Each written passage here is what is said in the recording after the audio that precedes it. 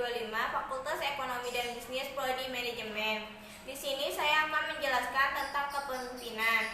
Pengertian kepemimpinan secara umum adalah sebuah kemampuan yang terdapat di dalam diri seseorang untuk bisa memengaruhi orang lain atau memandu pihak tertentu untuk mencapai tujuan.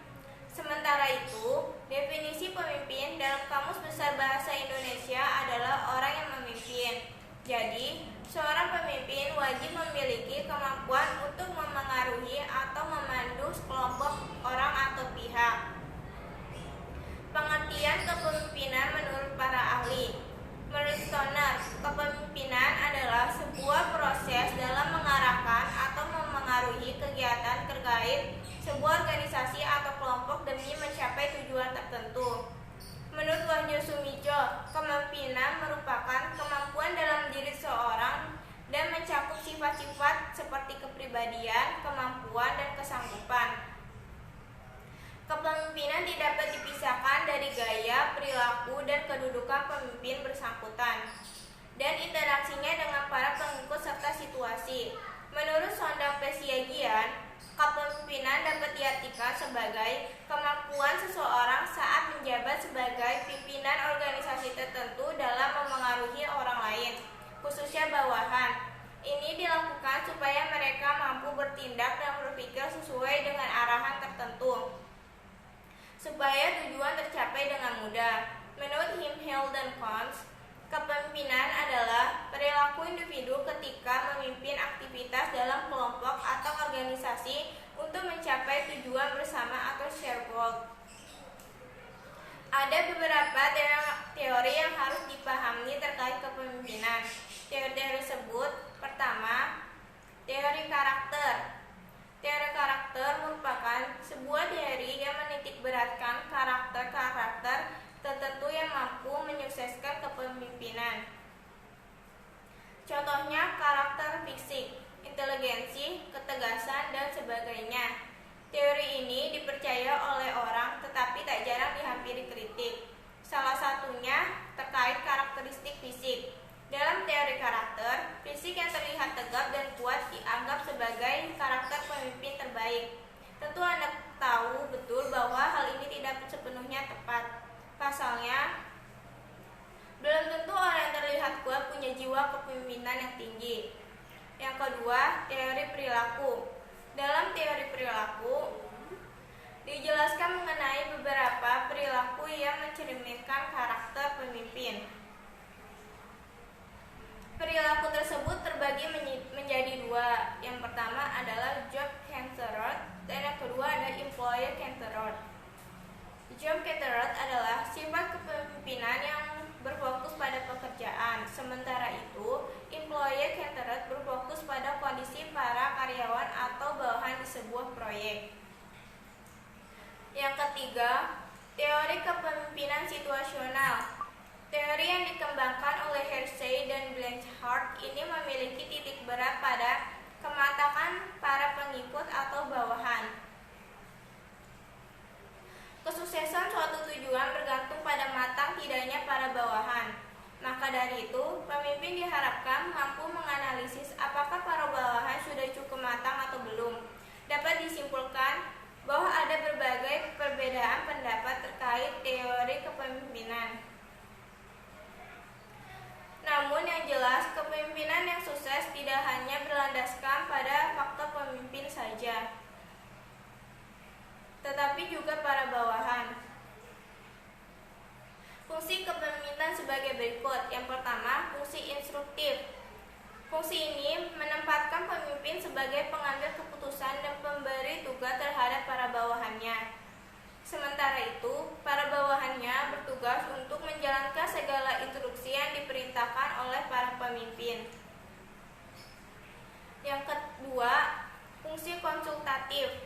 Berbeda dengan fungsi instruktif, fungsi konsultatif sifatnya dua arah. Bawahan dapat berkonsultasi pada pemimpin untuk mencari jalan terbaik dalam mencapai tujuan bersama. Pemimpin diharapkan cukup bijak dan punya pengetahuan terkait hal yang sedang dikerjakan supaya bisa mengarahkan bawahannya dengan baik. Yang ketiga, fungsi partisipasi. Pemimpin mampu mengaktifkan partisipasi para pesertanya sehingga mereka juga turut berpartisipasi dan berinisiatif dalam suatu proyek. Para bawahannya tidak hanya sekedar menjalankan perintah saja. Yang keempat, fungsi delegasi. Dalam fungsi delegasi, pemimpin mampu untuk mendelegasikan suatu wewenang kepada orang lain atau memang sesuai dengan tugas tersebut. Bukan hanya mampu memerintah, ia juga harus mampu untuk mengetahui tugas-tugas yang cocok didelegasikan kepada bawahannya. Yang kelima, fungsi pengendalian.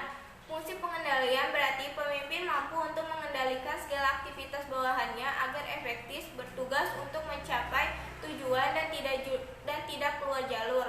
Dalam menjalankan fungsi ini dibutuhkan pemimpin yang tegas dan juga pemimpin yang teliti dalam mengamati bawahannya. Apa tujuan dari kepemimpinan di sebuah bawahan atau organisasi? Tujuan-tujuan yang harus dipahami untuk menyukseskan proses ini. Yang pertama, mencapai tujuan.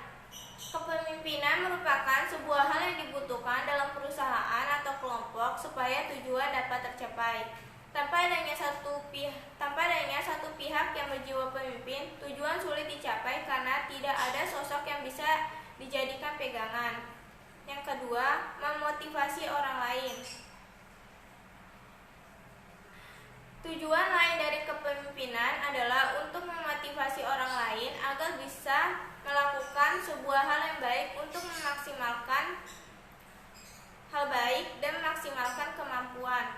Bila tidak ada sosok pemimpin, banyak orang yang akan mengalami demotivasi karena tidak terpacu akan sesuatu atau tidak memiliki rasa kewajiban untuk melakukan hal tertentu. Ada beberapa sifat yang mampu menjadikan seseorang sebagai pemimpin yang baik. Yang satu, punya pendirian. Sebagai seorang pemimpin, wajib untuk punya pendirian yang teguh. Pendirian yang kuat tidak akan membuat Anda mudah goyah dan juga membuat Anda konsisten dalam menjalankan sesuatu. Bayangkan apabila pendirian Anda mudah goyah, sudah pasti Anda akan mudah dipengaruhi orang lain dan tak dapat mendelegasikan tugas-tugas kepada bawahan dengan baik. Proaktif. Pemimpin harus proaktif. Pemimpin tidak boleh pasif. Apabila seorang pemimpin bersifat pasif, tujuan tidak akan kunjung tercapai. Bahkan ini akan membuat bawahan tidak memiliki rasa hormat kepadanya. Seorang pemimpin yang baik punya inisiatif yang kuat akan berbagai hal sehingga bawahan pun dapat mengendalikan dalam berbagai macam situasi. Yang ketiga, jujur. Kejujuran mutlak harus dimiliki oleh seorang pemimpin. Sosok yang jujur adalah sosok yang dapat diandalkan dalam berbagai hal dan tidak dapat menggagalkan suatu tujuan hanya untuk kepentingan pribadinya. Sosok pemimpin yang jujur tidak hanya dapat dipercaya, ia juga dapat menjerumuskan bawahannya dan mengatakan hal-hal yang sebenarnya tidak sesuai dengan kenyataan. Yang keempat, komunikatif. Komunikatif artinya pemimpin mampu menyampaikan berbagai hal dengan jelas dan tidak menimbulkan kesalahpahaman. Untuk bisa memiliki sifat ini, pemimpin harus tahu bagaimana metode komunikasi yang baik. Metode komunikasi yang baik artinya adalah komunikasi yang persuasif, yang mampu menarik orang untuk melakukan sesuatu tanpa paksaan. Selain itu, pemimpin yang baik juga semestinya terhindar dari kesalahan penyampaian pesan. Yang kelima, terbuka terhadap pendapat. Seseorang boleh menjadi cerdas, tapi percuma apabila mereka tidak terbuka terhadap ilmu dan juga pendapat baru. Seorang pemimpin wajib terbuka terhadap setiap pendapat yang ada dan tidak boleh menutup diri. Apabila seorang pemimpin menutup diri dari pendapat dan wawasan, mereka tidak akan dapat menjadi orang yang lebih baik dan juga membuat tujuan tak kunjung tercapai. Pemimpin yang tertutup dengan pendapat atau wawasan juga tak akan mampu untuk menganalisa kelebihan dan potensi bawahannya. Yang keenam, tidak mudah iri. Pada dasarnya, pemimpin memang seseorang yang lebih unggul daripada bawahan. Namun, bukan berarti pemimpin iri apabila bawahannya unggul dalam suatu hal dan justru berusaha untuk terlihat lebih baik. Pemimpin yang baik harus bisa mengarahkan bawahannya, tetapi juga tetap mampu mengapresiasi bawahannya atas sesuatu yang sukses mereka lakukan. Yang ketujuh, visioner. Tentu kita tahu bahwa seorang pemimpin yang baik tak mungkin bisa meramal. Tapi setidaknya mereka punya kemampuan analisis kuat dan bisa merencanakan berbagai hal serta perkiraan tentang apa yang terjadi berdasarkan data-data yang ada. Yang kedelapan, sabar. Akan ada banyak cobaan yang didapatkan oleh seorang pemimpin. Kunci dari hal itu tentu adalah kesabaran yang besar. Tanpa adanya kesabaran, bagaimana pemimpin bisa menyelesaikan suatu masalah dengan kepala dingin? Pemimpin yang kurang sabar akan mudah menyerah bahkan sebelum ia mencapai tujuannya. Mengingat jenis-jenis kepemimpinan ada banyak, ini berpengaruh pula kepada gaya kepemimpinan dalam sebuah perusahaan atau organisasi. Beberapa gaya kepemimpinan. Yang pertama, kepemimpinan otokratis. Pemimpin dengan kepemimpinan otokratis merupakan pimpinan yang dominan dalam berbagai tindakan dan juga keputusan yang diambil. Kekuasaan pemimpin hanya sangat mutlak dan hampir tidak ada celah untuk bawahannya memberi masukan. Gaya kepemimpinan ini biasa hadir dalam organisasi militer di mana kekuasaan pemimpin amat mutlak serta adanya pemisahan tegas antara atasan dan juga bawahan. Kedua, kepemimpinan birokrasi. Kepemimpinan birokrasi biasa diterapkan dalam kantor pemerintahan atau perusahaan besar yang sudah memiliki budaya kuat mengakar sejak lama. Gaya kepemimpinan birokrasi mengatur berbagai hal secara sistematik. Ada aturan-aturan yang sudah ditetapkan untuk urusan-urusan tertentu, sehingga dalam konteks ini bawahan tidak punya ruang untuk mendobrak dan mengikuti regulasi yang ada. Yang ketiga, kepemimpinan partisipatif. Gaya kepemimpinan satu ini memberikan ruang bagi bawahan untuk berpartisipasi lebih dalam pembuatan sebuah keputusan. Pendapat bawahan didengar tentu bila memberikan pandangan baru dan sesuai dengan tujuan yang ingin dicapai. Hubungan yang terjalin antara atasan dan juga bawahan sangat bersahabat serta hangat. Tidak ada suasana otoriter. Gaya kepemimpinan satu ini sangat cocok diterapkan di perusahaan-perusahaan rintisan atau organisasi nirlaba. Yang keempat, kepemimpinan delegatif.